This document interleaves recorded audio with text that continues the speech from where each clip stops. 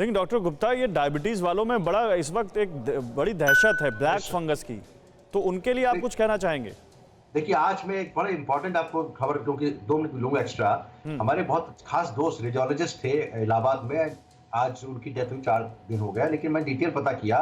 He was the first person to be affected of black fungus in Allahabad and diagnosis was late.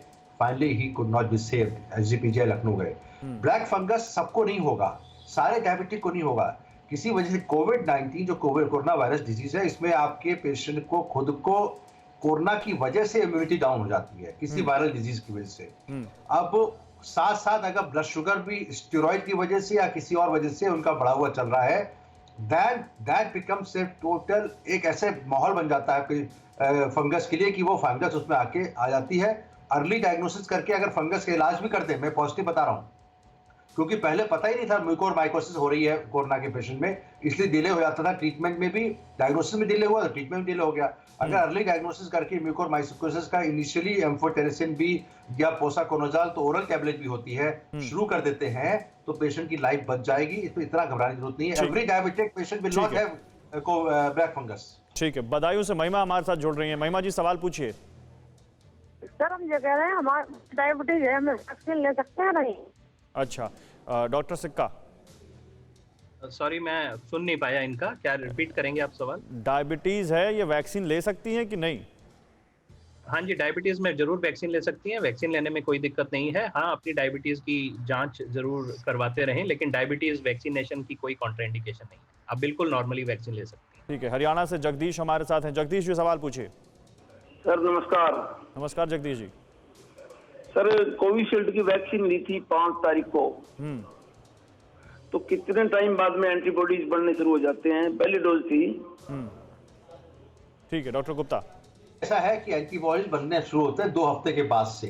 अब 2 हफ्ते, 3 हफ्ते, 4 हफ्ते, अब इसकी आप चिंता मत करिए, आप एंटीबॉडी टेस्टिंग ना कराएं, मेरी तो राय नहीं है, जरूरत ही नहीं कराने की।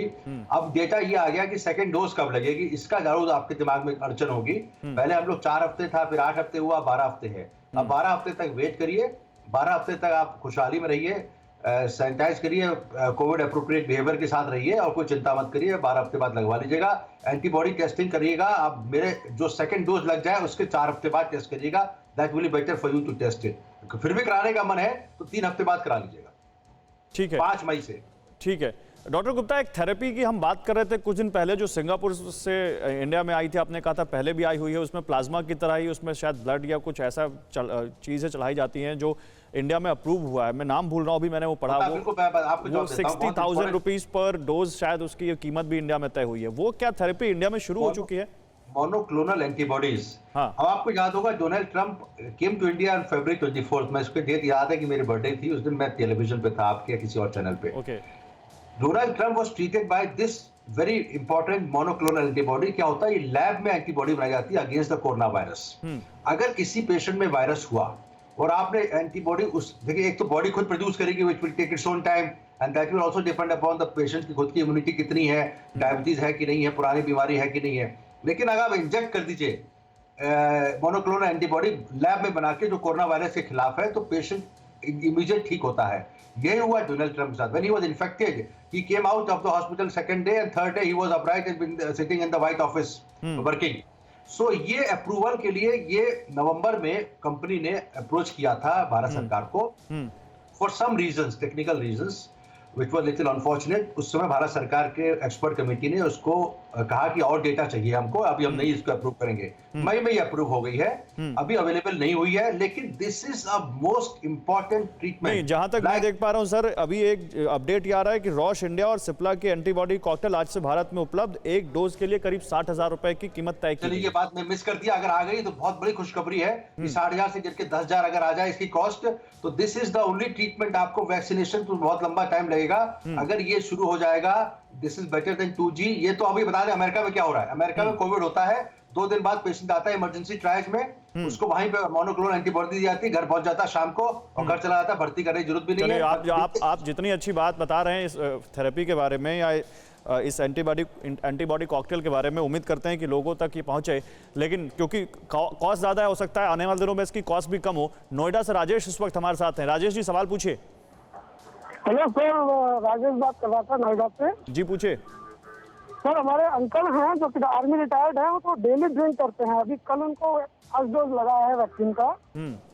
तो ये जानना चाह रहे थे कि अगर वो ड्रिंक करते हैं तो कितने दिन बाद शुरू कर सकते हैं। अच्छा, वैसे तो ड्रिंक करने की तो यहाँ पर कोई आपको एडवाइस नहीं मिलेगी, लेकिन फिर भी डॉक्टर से पूछ लेते हैं। डॉक्टर गुप्ता, आपका क्या कहना है इस पर?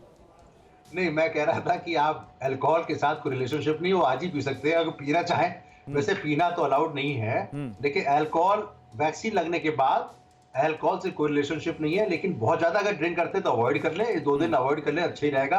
क्योंकि एलर्जिक रिएक्शन है, कई बार नहीं पता लगते हैं, 24 घंटे 48 घंटे तक जो adverse effect relative to immunisation होता है। तो इसलिए आप वैसे कोई रिलेशनशिप नहीं, लेकिन अगर ज्यादा ड्रिंक करते हैं तो ना करें। उसका रीजन है कि कई बार एलर्जिक रिएक्शन आपको पता ही लग पाएंगे, वो ड्रिंक करके सो जाएंगे, आपको पता ही लगेगा। ग्वालियर से दिनेश हमारे साथ है। दिनेश जी, सवाल पूछिए। मैं ये पूछ रहा था, स्तनपान कराने वाली महिलाएं हैं, जैसे मेरा बच्चा है 2 साल का है, लेकिन स्तनपान अभी चलता है माता जी की तरफ से उसका, तो क्या वो वैक्सीनेशन लगवा सकते हैं? डॉक्टर सिक्का। देखिए, लैक्टेटिंग मदर्स में अभी तक जहाँ तक मेरी नॉलेज जाती है, वो कॉशन जरूर एक्सरसाइज करने के लिए कहा गया है। इसकी अभी रिकमेंडेशंस एक्सपर्ट कमेटी के परव्यू में हैं और वो जल्दी ही आ जाएंगी। अभी तक to the best of my knowledge ये बाहर नहीं आई हैं। तो अभी तक जो लैक्टेटिंग मदर्स हैं उनको वैक्सीन लगवाने के लिए डॉक्टरी सलाह के अंडर और कॉशन के अंडर ही अप्रूवल मिला है। ठीक है। दिनेश चौहान है उत्तर प्रदेश से। दिनेश जी, सवाल पूछिए। नमस्ते सर, मैं दिनेश चौहान रामदेवरा राजस्थान से बात कर रहा हूँ। अच्छा, पूछिए दिनेश जी, सवाल पूछिए। जी सर, मेरा सवाल ये ब्लैक फंगस है जो क्या हवा के जरिए भी फैल सकता है? अच्छा, डॉक्टर गुप्ता।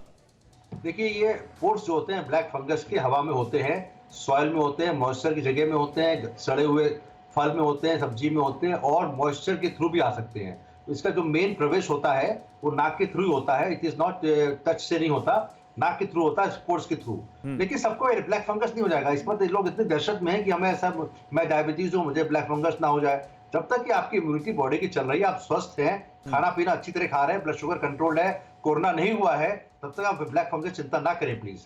होता पोर्स के थ्रू है, हवा के थ्रू ही होता है। अच्छा डॉक्टर गुप्ता, पीसीआर के मेरे सहयोगी कह रहे हैं डॉक्टर गुप्ता से एक सवाल पूछ लीजिए उनके लिए। वो कह रहे हैं कि उनके घर में किसी को थायराइड है और पैरासीटामोल से एलर्जी है, तो क्या वो वैक्सीन ले सकते हैं? देखिए, अगर पैरासीटामोल से एलर्जी है तो और क्या ध्यान रखना चाहिए अगर वैक्सीन ले सकते हैं तो? देखिए, वैक्सीन में एलर्जी फिनोमेना हो जाता है, और किसी को किसी दवा से भी एलर्जी है, चाहे पेनिसिलिन से हो या पैरासीटामोल से हो, तो उसको एहतियात तो एक्स्ट्रा रखना पड़ेगा। आधा घंटे की जगह 1 घंटा रुके। और मेरी पर्सनल सलाह है, अगर मेरे घर में ऐसा कोई होता तो मैं एक एंटी एलर्जिक दवा दे के फिर वैक्सीनेशन के लिए भेज देता। 2 घंटा पहले कोई भी, चाहे सेट्रिजीन हो, चाहे और कई दवा आती हैं जो एंटी एलर्जिक होती है, एविल ले ले, उसके बाद जाए तो ज्यादा अच्छा रहेगा। वैसे अदरवाइज कोई रिस्क नहीं है। फिक्र आपकी, सोमवार से शुक्रवार रात 9 बजे सिर्फ TV9 भारतवर्ष पर।